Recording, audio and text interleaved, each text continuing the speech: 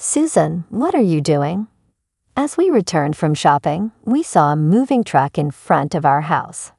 My in-laws were there looking surprised. My mother-in-law was directing the movers and said, "Please don't just barge into our house on your own accord.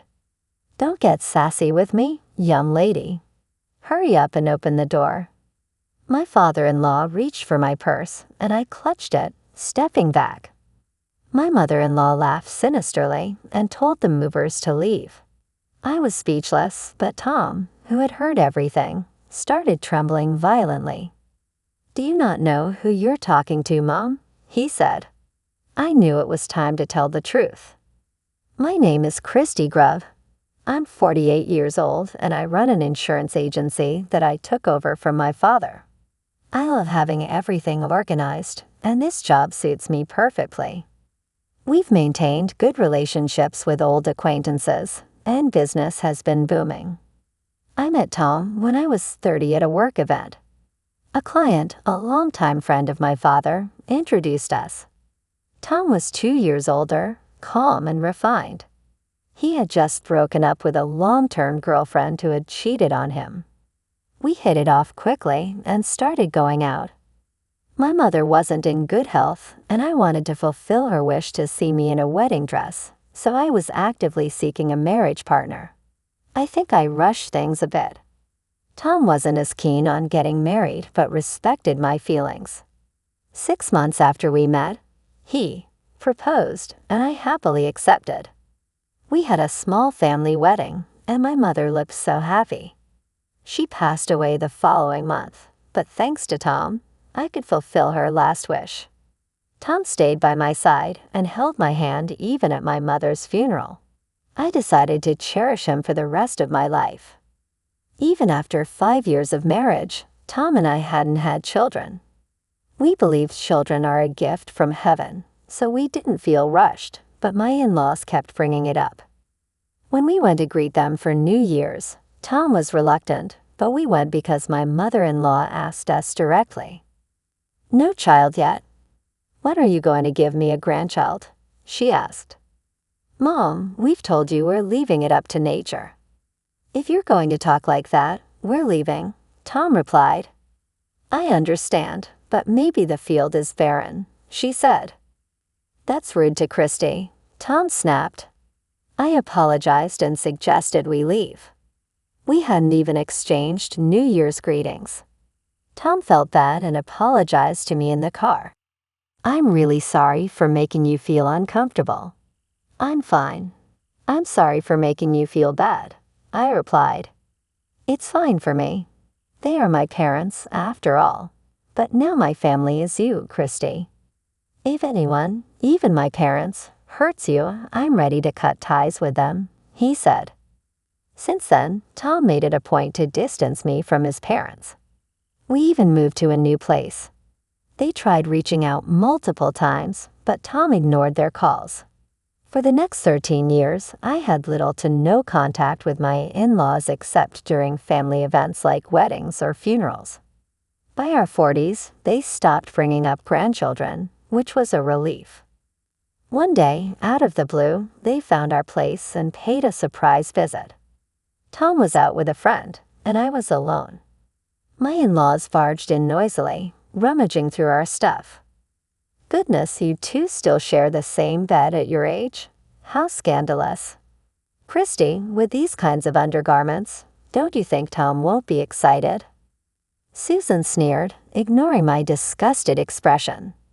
They continued to snoop around, making snide comments. "This is probably why you guys don't have any grandkids for us," Susan said. Now, dear, there's still hope." "Look," she exclaimed, shoving a crumpled newspaper article into my hands. It was about a woman who gave birth at 60.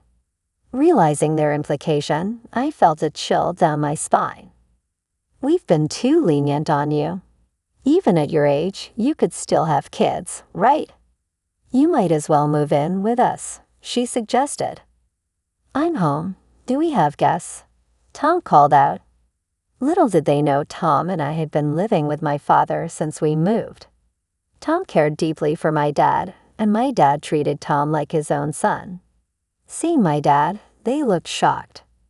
You're having Tom support your own father too. Normally, one would first show gratitude to their husband's parents, Susan said. I was at a loss for words, not knowing how to respond to Mike and Susan's entitled behavior. We're always grateful for your kindness. I really didn't expect to see Christy's father here. Isn't it a blow to your pride relying on my son? My dad replied with a fake smile. They looked visibly irritated. Mom, Dad, how did you even find this place? Tom, who had returned early because his friend wasn't feeling well, stormed in with a furious expression. Susan replied nonchalantly, You never told us, so we hired a detective. It was pretty pricey. You'll pay for it, right? No way in hell I'm going to pay for that. Tom shouted. He stumped over to Susan, grabbed her by the clothes, and dragged her out of the room against her will. Hey, that hurts. What are you doing, Tom? You're hurting your mother. Stop it right now. Susan screamed, while Mike's loud shouts echoed through the room. Tom didn't care and continued to drag Susan to the entrance, then pushed her out of the house. Don't ever come back here. I'm even considering cutting ties with you guys.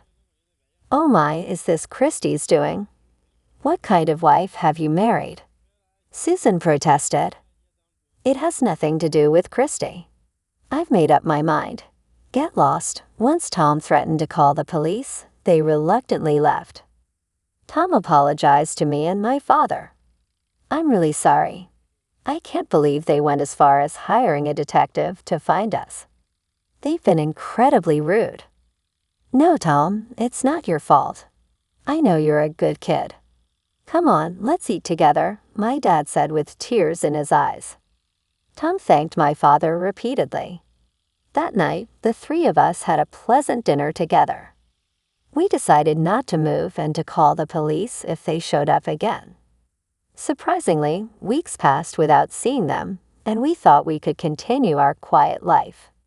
A month later, my father passed away. Tom and I went on a trip to buy some memorabilia of my father. On the way back, I couldn't help but scream out, What are you doing, Susan? What we saw were movers and my in-laws in front of our house.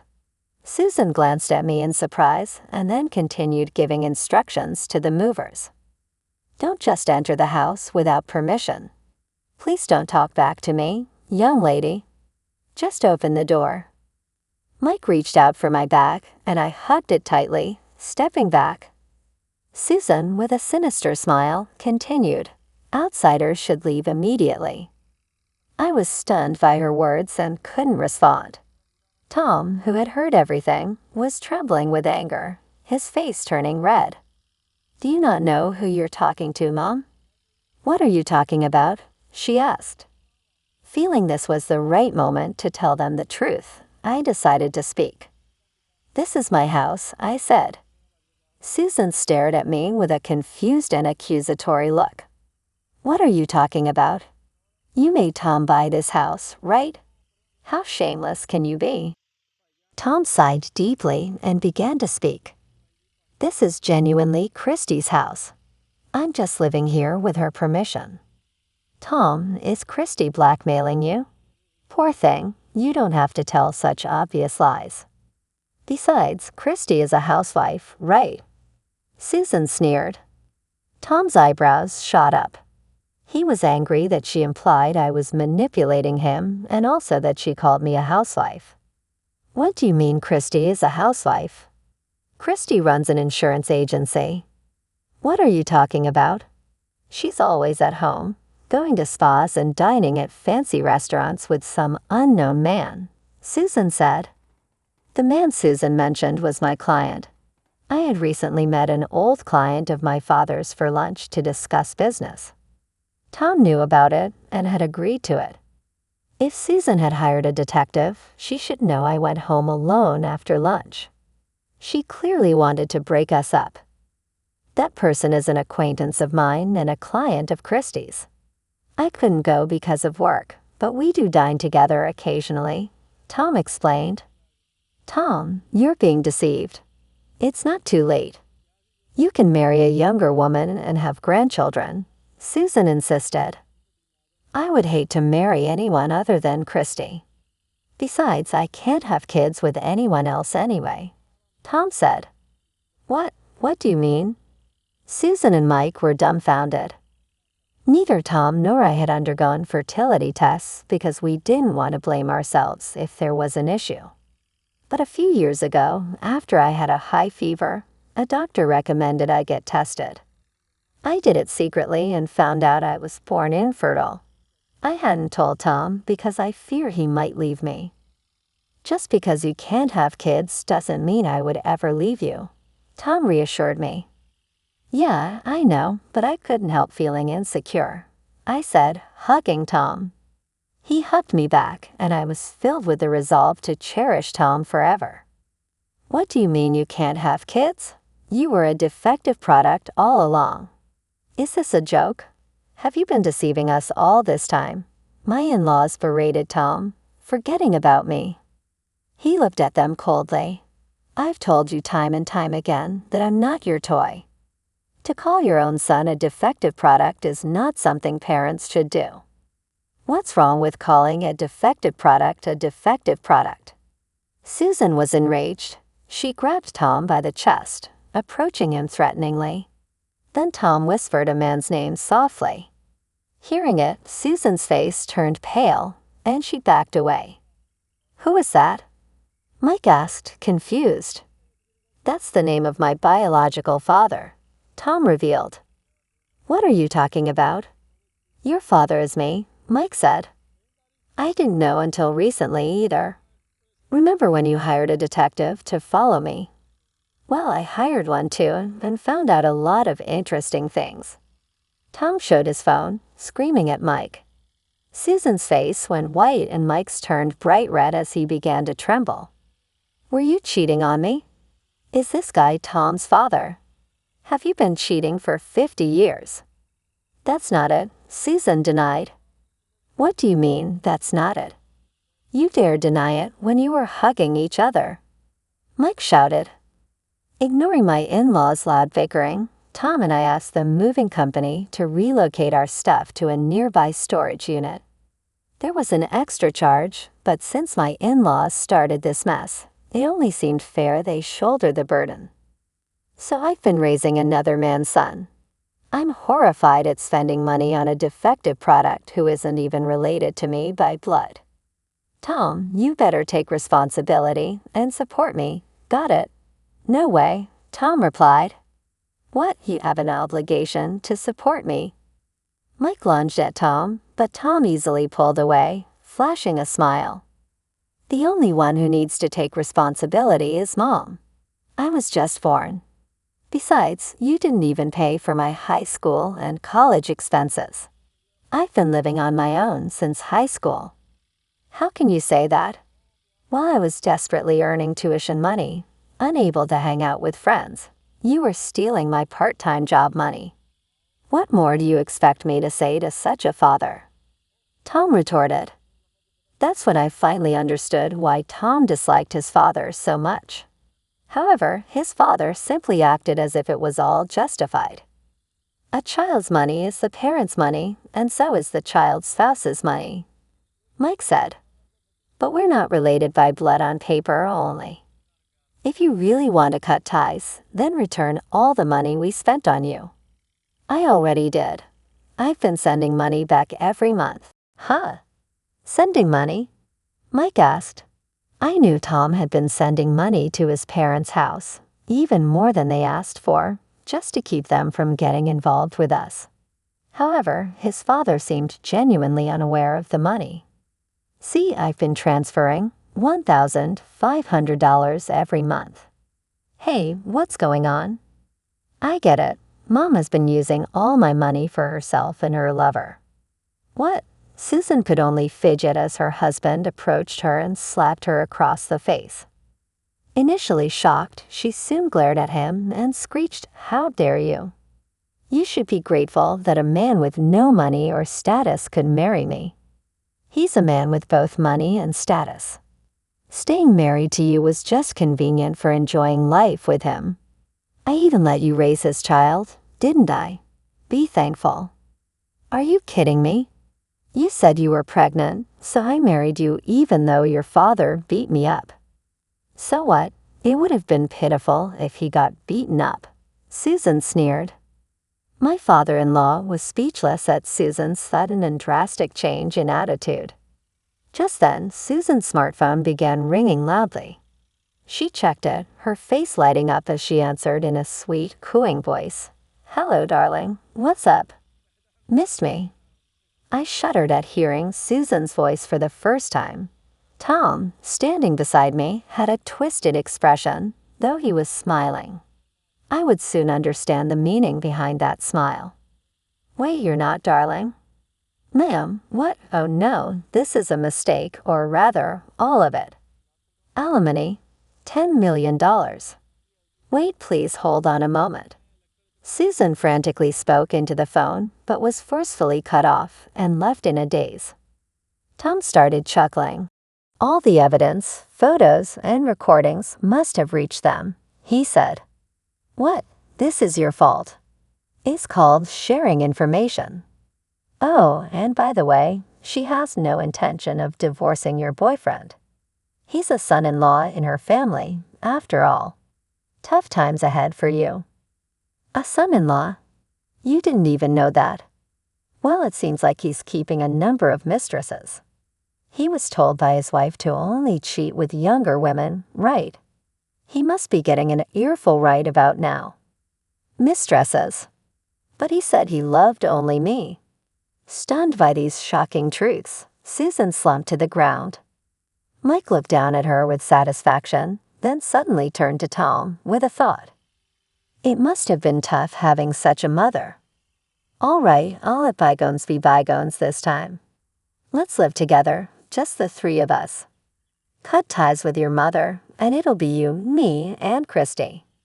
Christy, I'll wash your back for you. Stay away from Christy. Unfazed by Tom's words, Mike approached me. As soon as his hand landed on my shoulder, I grabbed it and threw him to the ground. Oof, what they? Surprised and confused, Mike didn't understand what had just happened. I looked down at him with a cold gaze. I had been attending self-defense classes since I was young. Though my job in insurance involved dealing with companies, there were still good and bad encounters depending on the client. I started learning self-defense so I could escape if I ever found myself in a dubious situation. This was one of the conditions my father set for me to take over the company. Gradually, I started enjoying the classes and kept attending them even after taking over the business. I wondered if I had gone too far with a 75-year-old man like Mike. But seeing Tom looking satisfied as he gazed down at his father, I felt a bit relieved. Mike seemed too shocked to speak, but then Susan, my mother-in-law, started talking. Christy, that was impressive. I'm sure you can handle anything. How about this? Why don't you pay the alimony to that woman for me? If we live together, we could save on living expenses, and I can help with the household chores, and about kids we could always adopt. I take good care of them. Are you kidding me? There's no way I'm letting a woman like you into my precious house filled with memories of me, Tom, and my father. And why should I be the one to pay the alimony? You should pay it yourself. I found myself saying everything I had been thinking directly to Susan. She was taken aback at first, having never been spoken to like that before. But her face quickly turned red as she started yelling again. How dare you talk to your husband's mother like that? I've already told the neighbors we'd be moving in, and besides, that house is already being demolished. That's right, I don't have a house to live in anymore. So forget about her. Let me stay. What are you saying? I'm his mother. He should be living with me. Mike, responding to Susan's words, stood up from the ground and shouted back. While Susan argued fervently, Tom calmly and seriously communicated our intentions. Neither of you will be living with us. We've decided to cut ties completely. If you continue to make a scene here, we will call the police." At the mention of the police, my in-laws' faces went pale and they backed away, still arguing. They disappeared towards the train station. Later on, Mike and Susan got a divorce. However, since neither of them had any money, they ended up living together again. Mike tried to claim alimony from Susan and her lover, but it was offset by a claim from the lover's wife. Susan, having never worked long hours in her life, found it difficult to hold down a job. She would quit at the slightest inconvenience and was already struggling with daily expenses. Mike was in a similar situation, and they were just barely getting by with their combined incomes. The lover, on the other hand, was squeezed dry. He lost his rights as the next company president and is now confined to his house. His wife couldn't easily forgive a 50-year affair, and I heard she intends to take him for all he's worth. I thought Tom would be down after such an incident, but surprisingly, he got over it quickly and is doing well. Apparently, the lover's family approached him, suggesting that since he shares blood with the lover, he could become their heir. However, Tom, not a fan of competition and not particularly greedy, simply said, "That's too much for me to handle," and signed the paperwork to renounce the inheritance. While I feel a bit disappointed, it's so like Tom, and I'm happy about it. As for me, a business associate recently asked if I wanted to adopt a cat they had found, and I'm currently excitedly looking up cat towers. I've already decided on a name, Marine. It's a tribute to the frequent fishing trips my father and Tom used to go on, and the cat's eyes are as blue as the sea. Even Tom seems to be in high spirits, eagerly anticipating the arrival of our new family member. The doorbell rang, signaling the arrival of my business associate. Well, time to meet our new family member. Excitedly, I opened the door and greeted them. "Welcome,